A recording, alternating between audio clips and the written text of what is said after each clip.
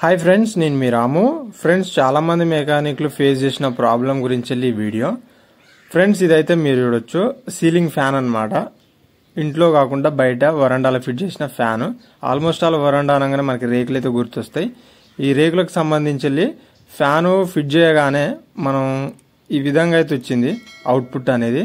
అయితే ఒకటి దీంట్లో వచ్చిన ఫ్యాన్లో ఒక రాడ్ అయితే వచ్చింది. అది పెడితే కింద మనుషులకైతే తగులుతుంది.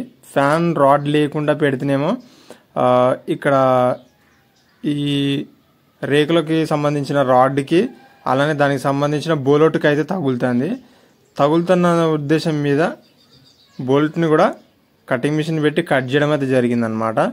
కట్ చేసినా కానీ ఇది అంత పర్ఫెక్ట్గా నడవకుండా కొంచెం షేక్ అయితే అవుతుంది.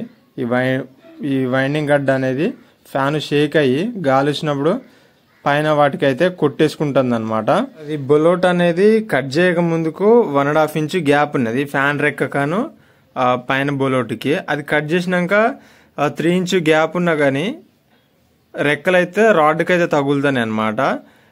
ఈ ఫ్యాన్ అనేది కొంచెం షేక్ అయ్యి అది గాలి వచ్చినప్పుడు పైన రేకులకు సంబంధించిన రాడ్స్కి అయితే కొట్టేసుకుంటుంది. అది ఆ విధంగా కొట్టేసుకుంటుంది అనేసి మనమైతే ఈ ఫ్యాన్లో వచ్చిన రాడ్కి మధ్యలోకి అయితే కట్ చేసినాం. పొడుగు రాడ్డు పెట్టినా మనుషులకు తగులుతుంది అనేసి, ప్లస్ అక్కడ షేక్ అవుతుంది కదా, ఫ్యాన్ కూడా షేక్ కాకుండా పైన సీలింగ్ రేకులకి రాడ్స్కి తగలకుండా ఈ విధంగా అయితే మనం కట్ చేయించడం అయితే జరిగింది. ఈ ఫ్యాన్లో వచ్చేసి దగ్గర ఒక 10 ఇంచ్ రాడ్ అయితే వస్తుంది అనమాట. దాంట్లో మనం ఒక 4 ఇంచ్ అయితే కట్ చేయించినాం. ఒకసారి అయితే ఈ బాక్స్లో మీరు చూసినట్లయితే మనకి సీలింగ్ ఫ్యాన్లో ఈ విధంగా ఒక ఫుల్ రాడ్ అయితే వస్తుంది అనమాట. మరీ పొడుగుది కాదు, మరీ చిన్నది కాకుండా. అయితే దీన్ని మనం కట్ చేయించి మనకు కావాల్సిన అంతలో కస్టమైజ్ అయితే చేసినాం. ఇది మీరు చూడవచ్చు, కటింగ్ మిషన్ తోటి కట్ చేసి దానికి ఒక హోల్ అయితే వేసినాం అనమాట. మనకి ఒక 4 ఇంచ్ ఆ విధంగా వచ్చే మందం అయితే పెట్టినాం. ఇటు మనుషులకు తగలదు, అటు పైన రేకులకి తగలకుండా ఈ విధంగా అయితే కస్టమైజ్ అయితే చేసుకోవచ్చు. ఆల్మోస్ట్ ఆల్ చాలా మంది మెకానిక్లు ఇది ఫేస్ చేసే ఉంటారు. రేకుల కింద ఫిట్ చేసేటప్పుడు ఆల్మోస్ట్ ఆల్ ఇట్లా డౌన్ ఉంటుంది కాబట్టి ఇక్కడ రెక్కలు అనేది తగిలే ఛాన్స్ అయితే ఉంటుంది అనమాట. ఇలా తగలకుండా మనం మరీ పెద్ద రాడ్ పెట్టి కిందికి కాకుండా ఈ విధంగా చిన్న రాడ్ అనేది ఫిట్టింగ్ అయితే చేసి కట్ చేసిన చిన్న రాడ్ అనేది ఫిట్ చేసి మనం పైన రేకులకు గట్లా ఫిట్ చేసినట్లయితే కింద మనుషులకు తగలదు, పైన రేకులకు సంబంధించిన రాడ్స్కి కానివ్వండి అలానే చెక్కలకి వేటికి కూడా తగలదని చెప్పుకోవచ్చు, బయట నుంచి గాలి వచ్చినా కానీ. ఇలా మెయిన్ అడ్వాంటేజ్ ఏంటంటే మనం ఇక్కడ ఈ రాడ్ వేసినట్లయితే ఫ్యాన్ కూడా షేక్ అయితే కాదనమాట. అదొకటి మెయిన్ అడ్వాంటేజ్.